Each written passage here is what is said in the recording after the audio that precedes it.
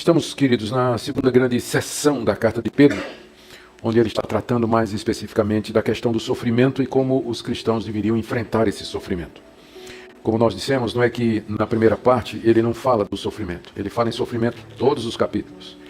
Só que a partir do capítulo 3, do verso 13, mais ou menos metade da carta, ele trata desse assunto de maneira mais focada, de maneira mais específica. E nós já vimos que a razão era a perseguição que aqueles cristãos estavam passando. Era um momento difícil, era um momento de hostilidade, eles estavam sendo caluniados, perseguidos, ameaçados em todas as áreas, todos os setores da sociedade onde eles faziam parte. Às vezes as pessoas têm uma visão da perseguição que não corresponde com a realidade. E eles têm frases que falam, ou têm ideias de que o sofrimento acaba fazendo bem para a igreja, porque purifica a igreja, separa os crentes dos descrentes, e quanto mais a igreja sofre, mais ela cresce. A verdade é que essa visão, às vezes, é passada por conta de histórias dos mártires dos primeiros séculos, de como eles enfrentaram os leões nas arenas, que iam cantando para a fogueira, para serem decapitados e assim por diante. Só que um quadro mais completo mostraria que em época de grande perseguição, muitos voltam atrás. E há muito sofrimento. E que a perseguição consistente e continuada é capaz de apagar a igreja de uma determinada região. Como tem acontecido em alguns países no Oriente Médio, onde a perseguição sistemática, ou por exemplo, aconteceu na Coreia do Norte, onde o regime comunista resolveu perseguir sistematicamente, virulentamente, as igrejas cristãs, a ponto de que o testemunho cristão público praticamente foi extinto na Coreia do Norte. Então, perseguição, pela graça de Deus, ela pode se tornar uma coisa que Deus usa para o bem da sua igreja, mas ela tem o seu pedágio, ela cobra pedágio na igreja. E por isso que boa parte das cartas do Novo Testamento foram escritas exatamente para encorajar os cristãos, fortalecer os cristãos, animá-los e dizer de que maneira eles deviam proceder em face das hostilidades e das perseguições que eles sofriam. Então, uma dessas cartas é essa carta de Pedro, que trata especificamente dessa questão do sofrimento. Na mensagem anterior, nós vimos quais foram as orientações que Pedro deu aos seus leitores para que eles enfrentassem aquelas perseguições da maneira correta. Primeira, foi que eles deviam deixar claro, através do seu procedimento, através da sua apologética, das suas respostas e do seu comportamento, de que eles estavam sofrendo injustamente, que eles estavam sofrendo, na verdade, por praticar o bem, e que as acusações e calúnias eram falsas, elas não tinham razão de ser. A segunda orientação é que eles tirassem encorajamento do exemplo de Cristo, que morreu pelos pecados, morreu uma única vez, morreu para nos levar a Deus, e não só do exemplo de Cristo, mas também do exemplo de Noé, que durante a sua própria geração pregou aqueles ímpios que eram rebeldes diante de Deus, durante um tempo razoavelmente longo, e no final ele foi salvo com sua família na arca, que é uma figura, um símbolo do batismo, que por sua vez é um símbolo também da nossa salvação. E Cristo, da mesma forma que ele sofreu, ele também foi exaltado, e está agora sentado à direita de Deus Pai, e tem debaixo dos seus pés anjos, principados e potestades. Então, foi assim que Pedro encorajou aqueles irmãos a enfrentar as dificuldades, deixando claro que eles estavam sofrendo por fazer o bem, tirando encorajamento do sofrimento de Cristo, e a terceira maneira foi seguindo a Cristo no caminho da santidade. Já que Cristo sofreu pelos pecados, então não faz mais sentido a gente continuar vivendo nesses pecados no tempo que ainda nos resta aqui. Mas nós devíamos viver de acordo com a vontade de Deus. Continuando o pensamento, Pedro agora adverte os seus leitores, ainda dentro do tema de sofrimento, que o fim de todas as coisas está próximo e que isso deveria ser um estímulo para eles a enfrentar as acusações pesadas que chegavam até os irmãos. E no final do capítulo 4, ele retoma outra vez o tema do sofrimento, mais especificamente. Então, hoje à noite eu tenho dois pontos aqui no texto de capítulo 4, de 7 a 19. E o primeiro é essa advertência que Pedro faz, que o fim está próximo e que nós devíamos lembrar disso quando estamos enfrentando o sofrimento. Isso vai do verso 7 até o verso 11. E em seguida ele fala do verso 12 até o final sobre como nós devemos, ele volta à questão de como nós devemos enfrentar o sofrimento agora à luz da proximidade do fim. Então vamos lá, primeira parte, meu primeiro ponto nessa noite, como viver à luz da proximidade do fim. capítulo 4, de 7 a 11. Ora, o fim de todas as coisas está próximo. Sede, portanto, criteriosos e sóbrios a bem das vossas orações. Acima de tudo, porém, tende amor intenso uns para com os outros, porque o amor cobre multidão de pecados. Sede mutuamente hospitaleiros, sem murmuração. Servi uns aos outros, cada um conforme o dom que recebeu, como bons dispenseiros da multiforme graça de Deus. Se alguém fala, fale de acordo com os oráculos de Deus. Se alguém serve, faça-o na força que Deus supre, para que em todas as coisas seja Deus glorificado por meio de Jesus Cristo, a quem pertence a glória e o domínio pelos séculos dos séculos. Amém. Algumas pessoas acham que, por conta da doxologia, no capítulo 11, Pedro tinha a intenção de terminar a carta, ou seja, ele estava se preparando para terminar a carta. Porque o capítulo 11, aliás, o verso 11 é muito parecido com o final de outras cartas, não é? É uma doxologia, é um hino de louvor e adoração a Deus, terminando com o amém. Então, muita gente está dizendo, alguns acham que Pedro ia terminar a carta. E de repente ele recebeu notícias de que uma grande perseguição havia estourado e que o bicho ia pegar, né? E aí então ele retoma o assunto no verso 12. Amados, não estranheis o fogo ardente que surge no meio de vós. Então alguns acham que esse é o contexto. Eu pessoalmente não acredito que essa seja a razão, porque com frequência a gente encontra nas cartas doxologias no meio delas. Por exemplo, lá na carta aos Romanos, no capítulo 11, Paulo termina aquela primeira sessão com a doxologia extraordinária, usando praticamente as mesmas palavras e está no meio da carta, sem ter terminado a carta. E a razão pela qual Pedro volta a falar de sofrimento no verso 12 pode ser não o surgimento de uma nova onda de perseguição, mas o recrudescimento ou o aumento da perseguição que já havia. Que eu acredito que é o correto, e quando chegar no verso 12 eu vou dizer por quê. Nós vamos examinar juntos. Mas o que nos interessa agora é que do verso 7 até o verso 11, o apóstolo Pedro fala que o fim de todas as coisas está próximo e que os seus leitores, como cristãos que eram, deveriam viver à luz disso. E ele faz várias recomendações a respeito de como eles deveriam se comportar diante dessa perspectiva escatológica. São 4 atitudes, na verdade. Então vamos examinar em primeiro lugar essa declaração do verso 7. Ora, o fim de todas as coisas está próximo.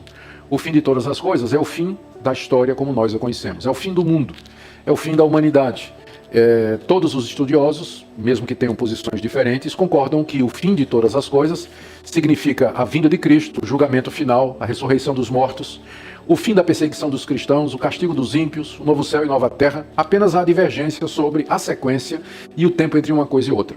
Mas o fim de todas as coisas representa o fim da história como nós a conhecemos. É o fim do nosso mundo. É o fim da nossa humanidade no estado em que ela se encontra. E isso é ensinado em todo o Novo Testamento. Foi ensinado por Jesus, foi ensinado pelos apóstolos, foi ensinado pelos primeiros discípulos. Os pais da igreja continuaram a dizer a mesma coisa. E 2000 anos depois que começou-se a dizer isso, nós continuamos a dizer que o fim está próximo. Ou seja, há um momento que se aproxima, ninguém sabe exatamente quando, em que Deus colocará um fim ao mundo como nós o conhecemos. E uma nova realidade então será criada por ele. Mas esse fim, ele se aproxima. Pedro deseja que aqueles cristãos vivam à luz disso e que esse alerta da proximidade funcione como uma espécie de estímulo para eles que estavam vivendo no meio daquelas perseguições.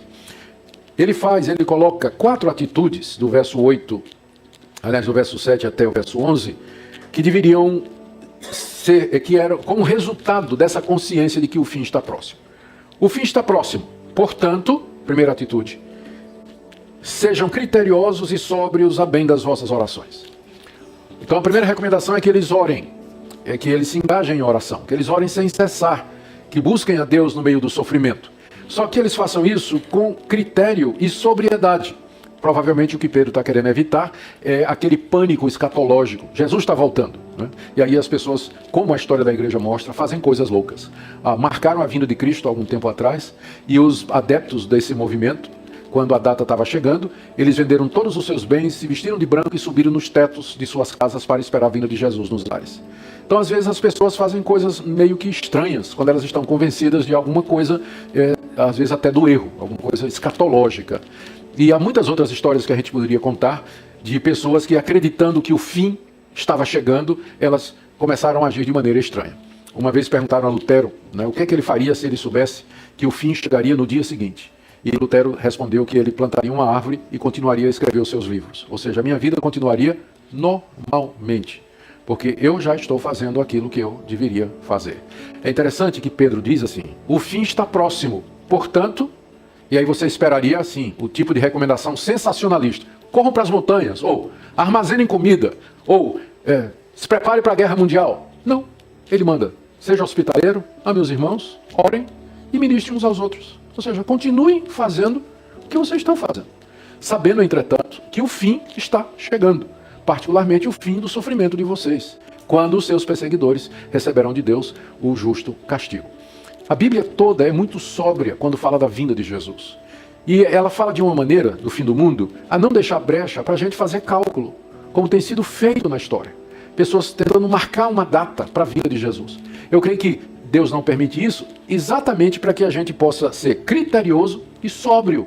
Senão a gente cairia nesse pânico escatológico e faria muita bobagem. A gente não sabe quando o fim chegará. Portanto, a gente deve sempre estar preparado para ele. Essa é a pegada da Bíblia. É assim que a Bíblia trata a questão escatológica do fim. Ela não nos deixa saber a data. Ela dá alguns sinais que nos asseguram de que o fim vai chegar, mas é impossível fazer um cálculo exato de como esse fim, ou quando esse fim haverá de chegar. Diante, então, da certeza de que o fim chegará e da incerteza de quando isso vai acontecer, primeiro, ore sempre. Ore com critério e com sobriedade. Não deixe de orar. Ore no meio da perseguição. Ore pelos irmãos. Ore pela igreja de Deus. Ore por você mesmo. Ore pelos seus filhos. Ore pela igreja. Há tantos motivos de oração que são colocados diante de nós quando nós pensamos que o fim está próximo e que nós então deveríamos estar preparados para isso. A segunda orientação de Pedro está no verso 8, desculpem. Ele diz: acima de tudo, porém, tende amor intenso uns para com os outros, porque o amor cobre multidão de pecados. Quando ele diz acima de tudo, tende amor intenso para com os outros, ele não está colocando o amor acima da oração. Mas o que ele está dizendo é que o amor é a base de todas as coisas. Se você não ora os irmãos, você não ora por eles. Não é óbvio? Se você não ama os irmãos, você nem lembra deles na oração. Você só ora por você mesmo, né? Pelas suas coisas, pelas suas necessidades e tudo. E dos irmãos que é bom, nada. Por quê? Porque não ama. Porque se amássemos os irmãos, nós nos lembraríamos das necessidades deles em oração. Por isso que ele diz aqui: acima de tudo, tende amor intenso. A palavra intenso no grego significa alguma coisa que pode ser esticada. Né? E ele diz assim: é como se ele dissesse que esse amor ele seja esticado como um cobertor para cobrir uma multidão de pecados. Está vendo a frase aqui? Porque o amor cobre multidão de pecados. O tipo de amor que Pedro está se referindo aqui é o amor tolerante. Não no sentido de que faz vista grossa para os pecados dos outros, mas o amor que é capaz de perdoar, de compreender, de conviver, de aceitar, de entender, de se reconciliar, de ser reconciliado, de pacificar e ser pacificado. Então o amor, ele cobre uma multidão de pecados. Ele não expõe a pessoa. A ideia é essa, né? Que o amor funciona como um grande cobertor em cima dos pecados dos outros, o nosso amor. No sentido de proteger, não expor, tratar com discrição e fazer com que esse pecado não seja alastrado. Se o pecado é tratado da forma correta, ele não se alastra, ele não vira fofoca se nós tratamos o pecado como deve ser tratado. Por isso, Pedro diz, o tipo de amor que Pedro está recomendando aos irmãos é esse tipo de amor que se estica, né, que vai até o pecador e o cobre, perdoa, tolera, se reconcilia, compreende e assim por diante. Isso manteria a comunidade coesa, a comunidade unida no meio de todo aquele sofrimento que eles estavam passando. E é esse amor, então, que faz com que aqueles cristãos orassem. E esse amor também, no verso 9, leva a uma terceira atitude: sede mutuamente hospitaleiros, sem murmuração. A hospitalidade era muito importante naquela época, quando os cristãos estavam fugindo da perseguição. Muitos fugiam das cidades onde a perseguição começava e eles procuravam abrigo em outras cidades. E onde eles podiam encontrar abrigo a não ser na casa dos irmãos.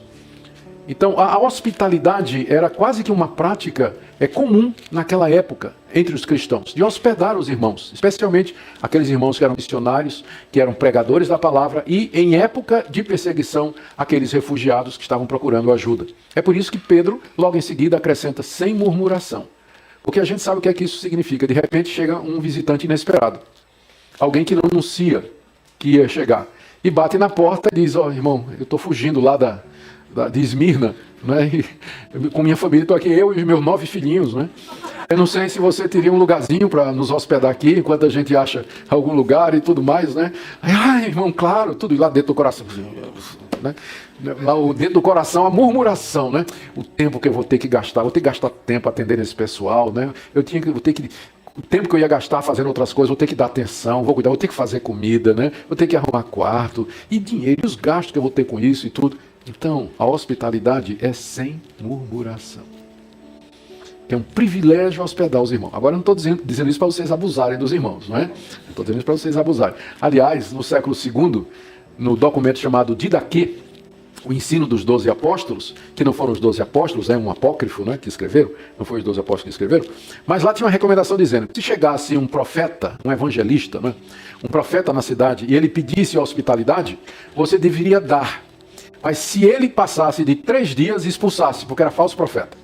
Ele estava se aproveitando da hospitalidade dos irmãos para, né, ficar pulando de casa em casa, tal. Quem não gosta disso, né? Fica fácil, né?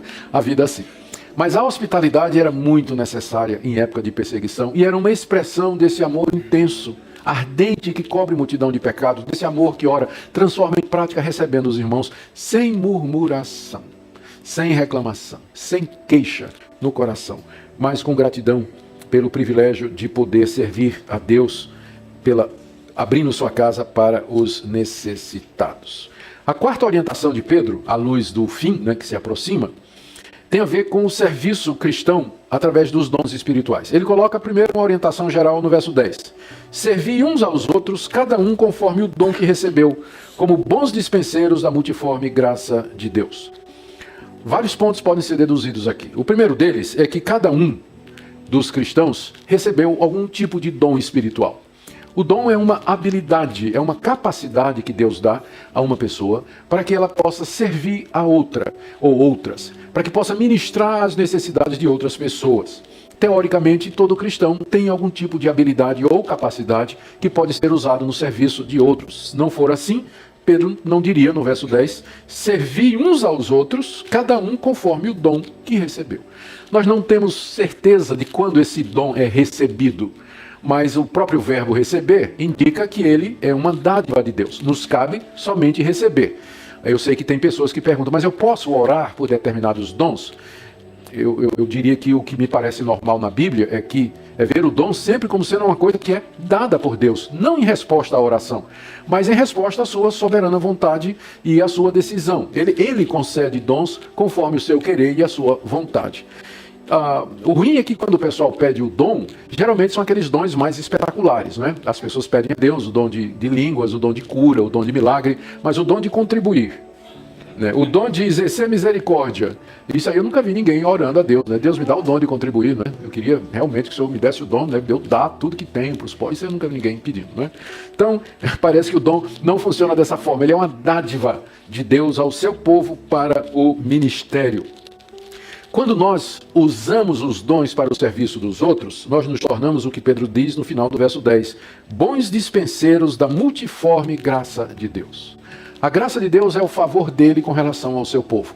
E essa graça é multiforme, quer dizer que ela tem muitas formas. Pedro está se referindo aos dons espirituais. Eles são muitos, eles são variados, eles são originados da graça de Deus. Quando eu uso esses dons, eu estou sendo um bom mordomo. Um bom dispenseiro, é isso que a palavra dispenseiro significa. Vou pensar na ideia brasileira. Pensa numa dispensa. Deus, né, você tem uma dispensa em casa cheia de coisas boas. Diariamente você vai naquela dispensa, tira o que precisa para atender a necessidade de alguém e ministra aquela pessoa.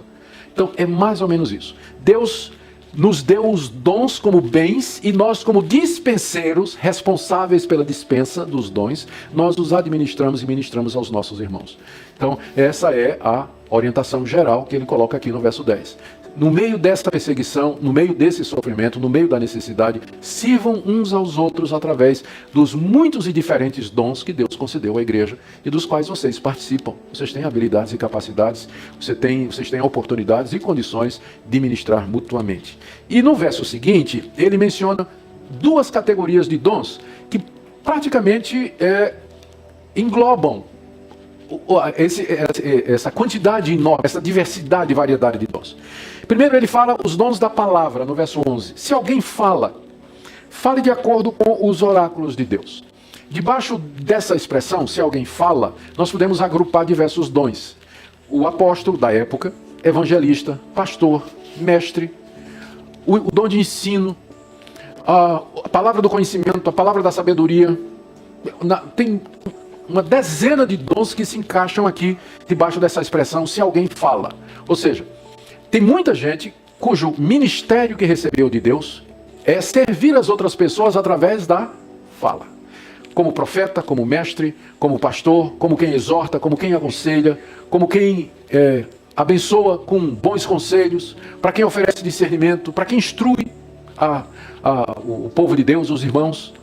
Então, é a primeira categoria que Pedro se refere aqui. São os irmãos que receberam dons de fala. E ele dá uma recomendação àqueles que têm dons que são exercidos através da fala. A recomendação é que ele fale de acordo com os oráculos de Deus. O que são os oráculos de Deus? É uma referência às Escrituras. As Escrituras, onde você contém as revelações de Deus. A palavra oráculo aqui, ela é encontrada na versão grega do Antigo Testamento, a Septuaginta, mas também era muito comum na linguagem popular daqueles dias. Os pagãos tinham seus deuses. Eu vou citar um exemplo. O deus Apolo, ele tinha um oráculo na ilha de Delfos. Lá tinha uma pitonisa que ela interpretava a vontade do deus Apolo aos seus adoradores. Ela era chamada de oráculo porque ela recebia a revelação do deus Apolo e passava para os adoradores. Então, trazendo essa figura na sua versão cristã, onde estão os oráculos de Deus? Onde está a revelação de Deus para o seu povo? Aqui, nas Escrituras. Então, são as Escrituras que são os oráculos de Deus, equivalente às pitonisas, sacerdotisas e intérpretes dos deuses pagãos daquela época. Deus não tem hoje oráculos, né, no sentido de pessoas que são órgãos da revelação de Deus. Então, se alguém quer saber a vontade de Deus, ele não vai consultar uma profetisa, né? Não vai consultar uma profecia. Eu quero saber qual é a vontade de Deus. O que é que eu faço para me salvar? Né? Consulta a Deus aí. Consulta a Deus. Olha, Deus está me dizendo que... Né? Não é assim que funciona. Os oráculos de Deus é a vontade dele revelada e registrada na Escritura. É por isso que está dizendo aqui, se alguém fale de acordo com os oráculos de Deus. Ou seja, todos esses dons de fala, eles têm um referencial. Eles não podem contradizer o que está escrito. Eles não podem contradizer, torcer, diminuir ou adicionar. Mas eles vão usar os oráculos de Deus para abençoar, instruir, exortar, aconselhar, dar conhecimento, fortalecer, repreender, corrigir. Tudo isso está debaixo do dom da palavra, não é? Alguém que serve através da fala. Mas essa fala tem que ser de acordo com a palavra de Deus. Então, como é que se conhece um falso profeta? É quando ele começa a falar, mas ele foge dos oráculos de Deus. Ele começa a trazer coisas estranhas à palavra de Deus. Então, ele não é de Deus. Se o que ele está ensinando, se o conselho que ele está dando, a orientação que ele está passando é contra os oráculos de Deus, então ele não está sendo um bom dispenseiro da multiforme graça de Deus. Ele, na verdade, é um falso profeta. É um falso pastor, um falso mestre, ou falso qualquer outra coisa. Mas não é de acordo com a palavra de Deus. A segunda categoria de dons que Pedro menciona no verso 11 são os dons de serviço. Se alguém serve, faça-o na força que Deus supre. Debaixo de dons de serviço, nós temos também uma pletora de dons. Desde o dom de misericórdia, dom de contribuição, dom de visitação, de liderança, de administração, de ajuda, de socorro. E aí a gente começa a ver que, através da história, com o tempo, esses dons eles se desdobram. Eu não sei se eles se desdobram, mas eles se adaptam. Por exemplo, com o surgimento da tecnologia e o surgimento da internet, muita gente que tem o dom de fala, a gente percebe que tem umas pessoas que têm uma habilidade extraordinária para ministrar através das redes sociais. Eu conheço pastores que são excelentes pregadores, mas você coloca ele na frente do olho de uma câmera, ele murcha, ele perde a eloquência dele. Ele não consegue falar olhando para o olho preto de uma câmera Kodak assim na cara dele. Ele não consegue fazer isso. Mas outros têm uma habilidade fabulosa, e é o contrário. Você vai escutá-lo ao vivo e diz, ele parecia mais alto lá no vídeo, né? Não é... Mas tem gente que tem... o dom da fala acaba se adaptando. Eu estou dizendo isso para dizer que eu acho que também um dom do serviço acaba se adaptando. Com a sofisticação da igreja, a institucionalização da igreja, eu fico pensando, por exemplo, né? Tem gente que tem habilidade para cuidar de menino. Não tem? Mas tem gente que não tem. Eu, por exemplo, se você me colocar para cuidar de criança, não vai dar certo. Não vai. Mas tem gente que tem habilidade para cuidar de criança. Tem gente que tem habilidade para falar para os adolescentes. Sabe falar mesmo para os adolescentes. Tem gente que tem habilidade de ficar atrás daquela mesa de som ali, controla aqui, mexe aqui, tal, tá atento, tá vendo tudo. É o dom de serviço. É um tipo de serviço que é ministrado à igreja. Sob essas duas categorias, o que fala e o que serve, Pedro encerra toda a multiforme graça de Deus. Então, há uma variedade enorme de dons, mas eles podem ser resumidos nesses dois. Os dons de fala e os dons de serviço. Então, eu não sei que tipo de dons você tem. E eu não creio que um dom exclui o outro. Tem gente que tem dom de fala e que são excelentes servidores, né? Gostam de servir, de ajudar no que for possível, enfim. Então, uma coisa não exclui a outra, mas o que importa aqui é essa exortação, que nós temos que nos ministrar, é o que fala aqui no verso 11, servir uns aos outros, cada um conforme o dom que recebeu. Se for de fala, conforme os oráculos de Deus. Se for ministério, faça isso na força que Deus supre. Porque se não for na força que Deus supre, contribuição, visitação, ajuda, socorro, consolação, misericórdia, a gente não dá conta. Mas tem que ser na força de Deus, porque você vai mexer com a miséria humana, você vai chegar perto do sofrimento humano mais e mais, e você vai precisar da misericórdia de Deus. E o alvo de tudo isso, né, Pedro diz no verso 11, é que através desse serviço mútuo, em todas as coisas, seja Deus glorificado por meio de Jesus Cristo, a quem pertence a glória e o domínio pelos séculos dos séculos. Amém. À medida que nós nos ministramos e nos servimos, cada um de acordo com os dons que Deus deu, Deus está sendo glorificado e a pessoa do Senhor Jesus será exaltada. Que conselhos bons para a época de perseguição, não é? Recordando, meus irmãos, o fim está próximo. Vocês estão passando por grande sofrimento e perseguição, mas lembrem que o fim de todas as coisas está próximo. Portanto, sejam sóbrios, orem, amem-se mutuamente, cobrindo a multidão de pecados, que esse amor se manifeste na prática, recebendo os refugiados na casa de vocês, e que vocês se ministrem de acordo, se ajudem de acordo com os dons que vocês receberam, porque em tudo isso, mesmo no meio do sofrimento e perseguição, Deus será glorificado, e também o Senhor, por meio de Jesus Cristo, a quem pertence glória e o domínio pelos séculos dos séculos. Amém. Pedro podia ter terminado a carta aqui. Está tudo com cara de final. Mas alguma coisa acontece que Pedro agora volta a tratar da questão do sofrimento dos cristãos, à luz da proximidade do fim. O que é que Pedro se refere aqui quando ele diz: amados, não estranheis o fogo ardente que surge no meio de vós, destinado a provar-vos, como se alguma coisa extraordinária estivesse acontecendo. Pedro compara esse sofrimento aqui a um incêndio que irrompeu de uma forma devastadora, inesperada e terrível.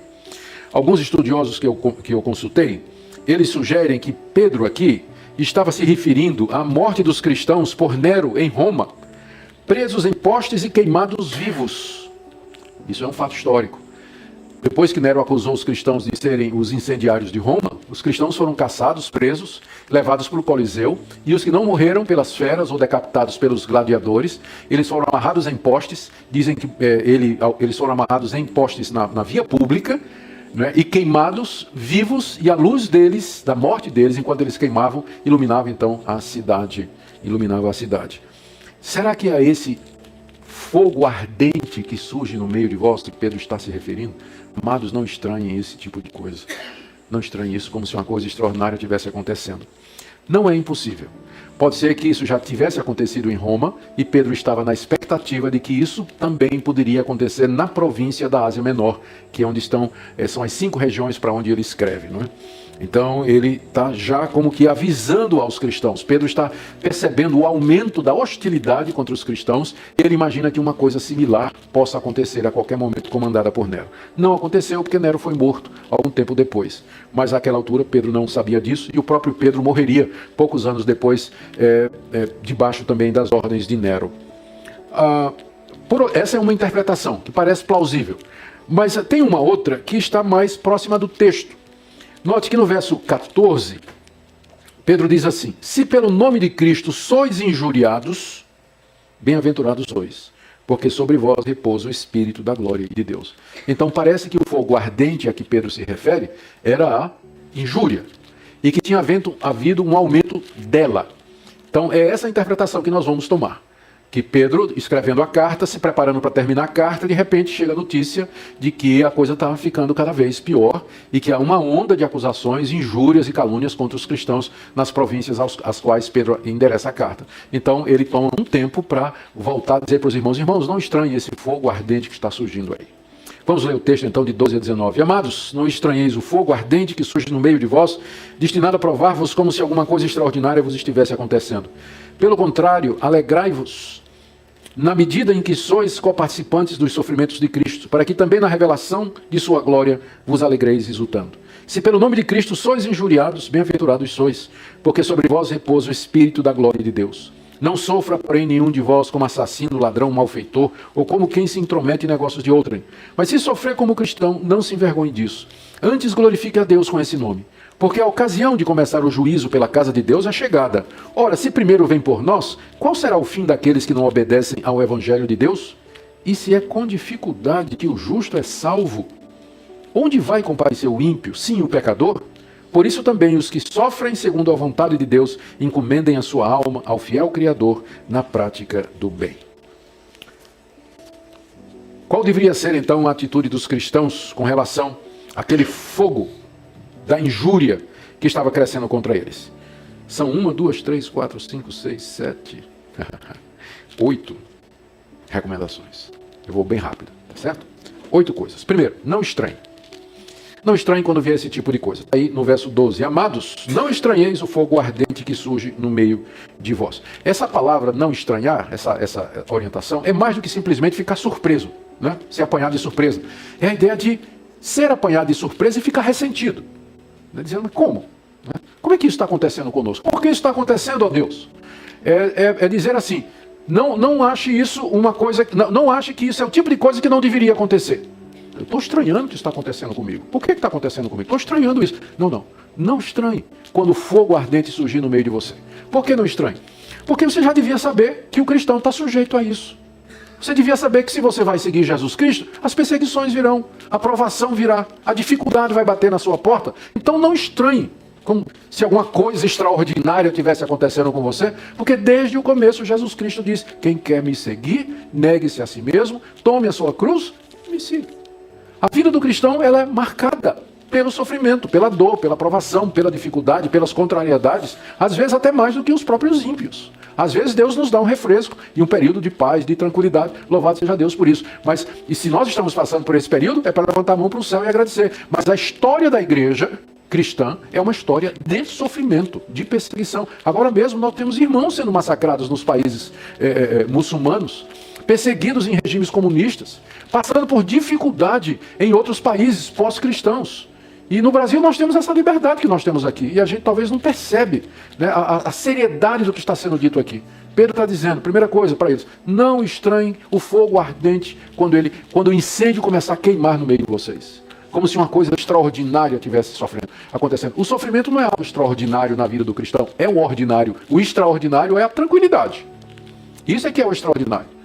Mas o sofrimento é o ordinário, é a porção comum que nós temos aqui nessa vida, marcada pelo pecado. Por isso é bom lembrar, o fim está próximo, um dia isso tudo vai acabar.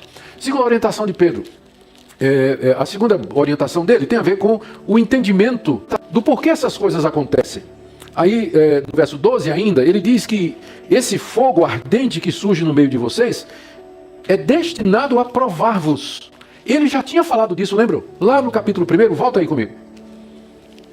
Ele diz no verso 6, vocês nisso exultais na salvação, embora no presente, por breve tempo, se necessário, sejais contristados por várias provações, para que uma vez confirmado o valor da vossa fé, muito mais preciosa do que o ouro perecível, mesmo apurado por fogo, redunde em louvor, glória e honra na revelação de Jesus Cristo. Ora, Pedro já tinha usado essa figura de que a nossa fé é provada pelo sofrimento, da mesma forma que o ouro é purificado pelo fogo. Ele está voltando a esse tema aqui.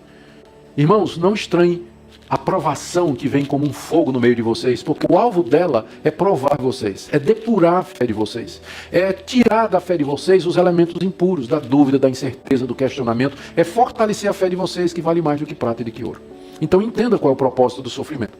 Terceira orientação está aí no verso 13. Em vez de ficarem entristecidos ou ressentidos, estranhando aquilo, eles deveriam se alegrar.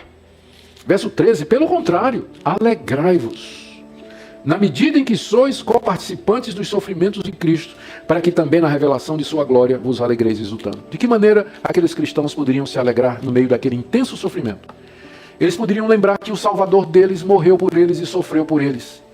E que da mesma forma que Cristo sofreu, morreu e depois foi exaltado e vitorioso, eles, como seguidores de Cristo, unidos a Cristo, seguiriam o mesmo padrão. Primeiro o sofrimento, mas depois também a exultação e a glória. O fim está próximo. Então, vocês estão unidos a Cristo. Da mesma forma que Cristo primeiro morreu, para depois ser exaltado, vocês primeiro vão sofrer, para depois receberem a glória. Por isso, se alegrem, porque vocês são coparticipantes, ou participam juntamente com Cristo nos sofrimentos. E da mesma forma também, quando Cristo se revelar, final do verso 13, o fim está próximo, não é? Quando ele vier em glória, que é o fim de todas as coisas, vocês também se alegrarão, exultando. Se alegram agora na expectativa, e quando ele vier, o fim de todas as coisas, vocês vão se alegrar de verdade. Ou seja, aguenta, irmão. Fica firme aí. Só mais um pouquinho. Continua. Lembra do Senhor, como ele primeiro sofreu antes de ser exaltado. Lembra que você é coparticipante com ele dos sofrimentos. Quinto lugar, assim, ainda dentro dessa orientação, do verso 14, no verso 13, alegrai-vos na medida que sois participantes dos sofrimentos de Cristo. Logo em seguida, continuando o pensamento, eles deviam lembrar, ainda pensando nessa alegria, de que eles eram, na verdade, bem-aventurados por sofrer por causa de Jesus. Verso 14. Se pelo nome de Cristo sois injuriados, era o sofrimento, não é? Bem-aventurados sois, porque sobre vós repousa o Espírito de Cristo e de Deus. O Espírito da glória e de Deus. Jesus Cristo tinha dito, bem-aventurados aqueles que sofrem por causa da justiça, porque deles é o reino dos céus. E Pedro está dizendo então, que se vocês estão sendo injuriados por conta do nome de Cristo, vocês são bem-aventurados. E ele acrescenta essa frase muito interessante aqui, porque sobre vós repousa o Espírito da glória de Deus. A figura que Pedro está usando aqui é da Shekinah, a nuvem da glória do Antigo Testamento, quando ela descia sobre o tabernáculo, ou quando ela descia no alto do Monte Sinai, ou quando ela enchia o templo durante as ministrações, indicando a presença gloriosa de Deus aqui. O contraste é esse, o mundo está perseguindo vocês, mas o Espírito da glória de Deus repousa sobre vocês, como vocês são o templo do Espírito Santo, a casa espiritual, a moradia de Deus. Então o Espírito da glória e de Deus, ele repousa sobre vocês, por isso vocês são bem-aventurados. É difícil a gente ver isso no meio da dificuldade, não é? Porque a presença do Espírito da glória e de Deus em nós nem sempre significa alívio e gozo e manifestação emocional, mas simplesmente a capacidade de permanecer crente quando tudo dá errado. É isso que o Espírito Santo faz em nós no meio do sofrimento. Às vezes ele pode trazer alívio da mente, tranquilidade no coração, algum tipo de paz, mas com frequência o que se espera do cristão no meio do sofrimento é a perseverança, que ele continue a perseverar, não negar ao Senhor Jesus, não voltar atrás, não cair em murmuração, ressentimento, mas continuar a servir a Deus ainda que tudo dá errado. O Espírito da glória de Deus repousa sobre o seu povo quando ele está no meio da perseguição, garantindo então a sua permanência. Em quinto lugar, verso 15, eles não deveriam sofrer como malfeitores. Não sofra, porém, nenhum de vós como, aí vem a listinha, não é? Assassinos, ladrões, malfeitores e metidos nos negócios dos outros. Não é interessante de que a pessoa metida está na mesma lista do assassino? A gente disciplina o ladrão na igreja, né? Mas o fofoqueiro nunca. A gente é muito incoerente, né? Não está na mesma lista. Está na mesma lista, o metido, né? A pessoa que se mete nas coisas dos outros é o fofoqueiro, maledicente, tem língua comprida, não é?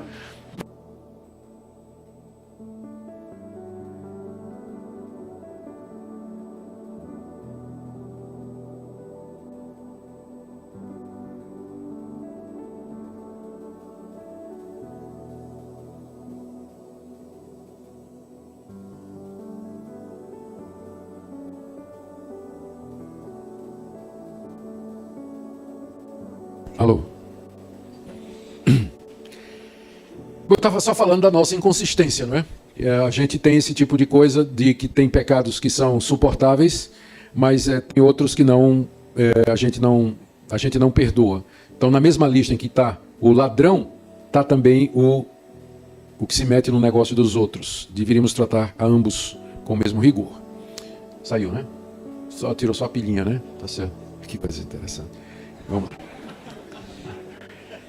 Está aí a quinta orientação. Eles deveriam, então, em contraste, no verso 16, no início do verso 16, sofrer como cristão. Se vai sofrer, que sofra porque é um cristão. E não porque você se meteu nas coisas dos outros e está sofrendo por isso. Você foi desonesto, está sofrendo por isso. Você fez um mal feito e está sofrendo por isso. Ou você cometeu assassinato e está sofrendo por isso. Mas se nós vamos sofrer, verso 16, que seja como cristão. E aqui vem a sexta orientação. Que nós deveríamos glorificar a Deus por conta desse nome. O verso 16 ele é interessante. Se você sofrer como cristão, não se envergonhe disso. Antes glorifique a Deus com esse nome. O nome cristão aparece apenas 3 vezes na Bíblia. Apenas 3 vezes. 2 vezes no livro de Atos e essa vez aqui. Os cristãos, a princípio, eles eram chamados de a seita dos nazarenos, eram chamados de discípulos, depois seguidores do caminho. E alguém lembra qual foi a primeira vez em que eles foram chamados de cristãos? Em Antioquia, quando a missão gentílica começou, é que os cristãos foram chamados pela primeira vez desse nome. Enquanto eles estavam no ambiente judaico, eles eram confundidos com uma seita judaica. Então era chamado de Nazareno, o caminho, os discípulos. Né? Não tinha uma identidade muito clara. Mas quando o evangelho vai para os gentios, então o nome que os gentios acharam para se referir aos cristãos, é interessante que essa nomeação não parece ter sido feita pelos próprios cristãos, mas pelos gentios. Por quê? De tanto esses discípulos falarem de Cristo, né? de Cristo, e eles então foram chamados de cristãos a primeira vez em Antioquia, que é a série da missão gentílica. A segunda vez é quando Paulo está pregando o evangelho diante de autoridades e uma delas se levanta e diz a Pedro, por pouco, aliás, a Paulo, você acha que com tão pouco você pode me tornar um cristão? Se não me engano foi o rei Agripa, não é isso? Alguém me corrija aí, porque minha memória está falhando aí. Eu acho que foi o rei Agripa. Por tão pouco você quer me convencer a me tornar um cristão? É a segunda vez que o nome aparece. E agora a terceira aqui, nessa carta de Pedro. Se você está sofrendo por conta de Cristo, então se alegre por portar o nome de cristão. Glorifique a Deus com esse nome. Cristão. Quanto significado nesse nome, não é? A história que tem por detrás desse nome, todo o conteúdo teológico que está aí, até que nós tenhamos o privilégio e a honra de sermos chamados de cristãos. Hoje em dia esse nome, ele perdeu praticamente o seu sentido, né? Porque ele hoje é usado para englobar, inclusive, agora eu não sei mais qual dos dois, Marquinhos, esse aqui.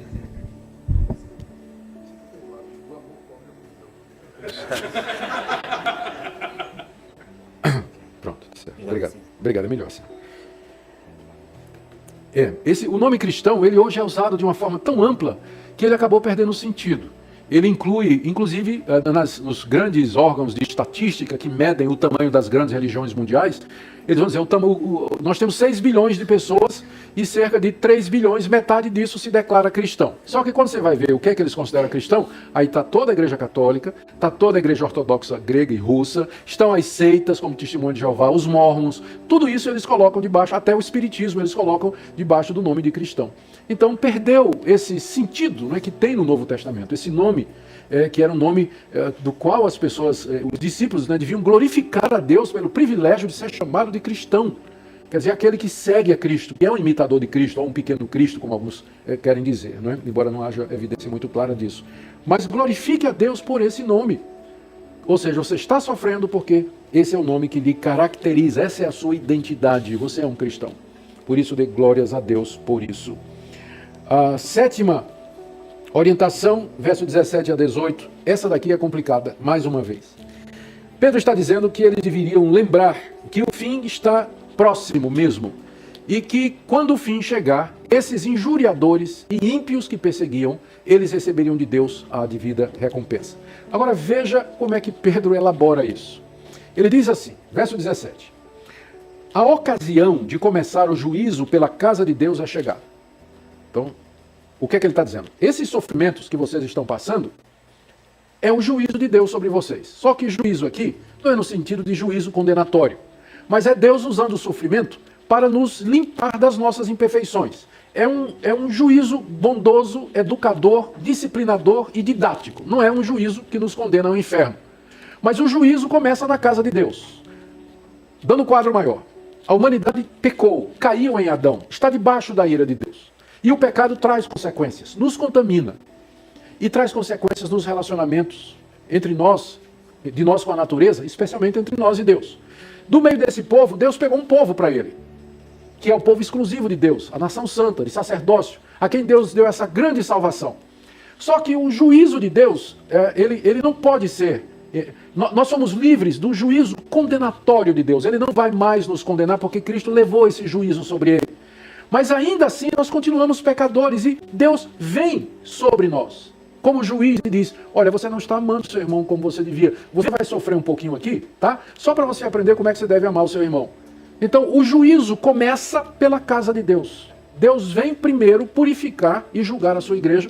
Por isso que esses sofrimentos, eles são chamados por Pedro aqui de fogo. Assim como o fogo prova a prata e o ouro e os expurga das imundícies e das impurezas, assim também Deus vem sobre a sua igreja com o sofrimento, a semelhança do fogo que purifica, para nos apartar das imundícies, das iniquidades, dos resquícios de pecado que há em nós. Então, o juízo começa pela casa de Deus. Então, é nesse sentido que ele vai dizer mais adiante, que o justo se salva com dificuldade.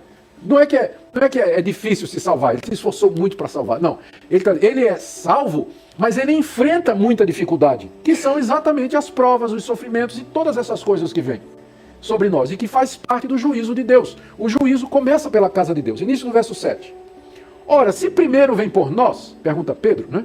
Se Deus começa conosco e nos deixa passar por todo esse... Ora, se nós que somos filhos de Deus e salvos, passamos por esse tipo de sofrimento que nós estamos passando aqui, imagine qual será o fim daqueles que não obedecem ao Evangelho. Se nós que obedecemos, levamos, apanhamos, somos surrados, né, pelas provações, provados, acrisolados, testados de um lado e de outro, em todas as circunstâncias, imagina quando chegar a hora do ímpio. Pronto. Quando for a vez do ímpio? Então, qual vai ser? Né? É a pergunta dele aqui. Qual será o fim? Né? Imagine, adivinhe qual vai ser o fim daqueles que não obedecem ao Evangelho. Aí ele retorna a essa pergunta retórica no verso 18. Se é com dificuldade que o justo é salvo, ou seja, por meio de todas essas dificuldades, né, que nós estamos sendo salvos, onde vai comparecer diante de Deus o ímpio, o pecador? Ora, se a salvação ela é obtida através de toda essa dificuldade, somos salvos pela graça, mas como eu disse, a salvação é da culpa, da presença e do domínio do pecado. Né? Somos salvos gratuitamente da condenação, não vamos ser mais condenados. Mas agora vem o pilão, né, para tirar de nós as consequências do pecado, o domínio do pecado em nossa vida. É a santificação, é difícil, dói, né? Deus corta aqui, emenda acolá e dói esse tipo de coisa. Então, né, o justo é salvo com dificuldade. Ora, se o justo, que foi justificado pela fé em Cristo, ele é salvo com dificuldade, para onde é que vai o ímpio, o pecador? A resposta é uma pergunta que não quer calar, não é? E a resposta é inferno. Inferno, condenação eterna, ira de Deus, sem pausa, né, sem alívio nenhum, pela eternidade afora. Esse é o destino do ímpio, do pecador, do que não obedece ao Evangelho de Deus. Diante disso, né, verso 19, por isso, a conclusão de Pedro, os que sofrem segundo a vontade de Deus, encomendem a sua alma ao fiel Criador na prática do bem. Porque o Criador é que tem poder para lhe salvar ou para lhe condenar eternamente. Então, ele é fiel nas suas promessas. Ele nos prometeu a vida eterna em Cristo Jesus. Essa palavra aparece, não aparece, mas a palavra esperança e herança aparece lá no capítulo 1, verso 3 e 4. Que nós somos regenerados para uma viva esperança, para uma herança incorruptível, que foi prometida por Deus. Deus é fiel. Então, os que sofrem, encomendem a sua alma ao fiel Criador, sabendo que Ele, através das dificuldades, através dos sofrimentos, haverá de cumprir o que prometeu. Ele dará vida eterna aos que creem no seu Filho, Jesus Cristo. Amém? Então, são estas as 9 não, 1, 2, 3, 4, 5, 6, 7, 8. A última era essa, encomendar a alma ao fiel Criador. 8 atitudes ou orientações de Pedro para aqueles irmãos sofredores. Eu queria terminar essa noite, essa palestra aqui, eu queria orar com vocês. E eu queria que você nessa noite, à luz de tudo que você ouviu, a exposição da palavra de Deus aqui, você colocasse a sua vida, como está aqui, no verso 19, que você encomendasse a sua alma ao fiel Criador. No seguinte sentido, Deus, diante de tudo que eu ouvi, eu quero encomendar a minha alma a Ti. Essa mesma expressão estava na boca de Jesus quando ele estava morrendo. Pai, nas Tuas mãos entrego o meu espírito. É a mesma construção no grego. Então, só que Pedro não está dizendo, vocês estão morrendo, façam isso, como Jesus fez na hora da morte. O que Jesus fez na hora da morte, Pedro quer que a gente faça agora, né? Encomendem a sua alma, o seu espírito, ao fiel Criador. Isso significa dizer, Deus, eu me entrego a Ti, o mais precioso que eu tenho, que é minha alma, eu entrego a Ti sem reservas.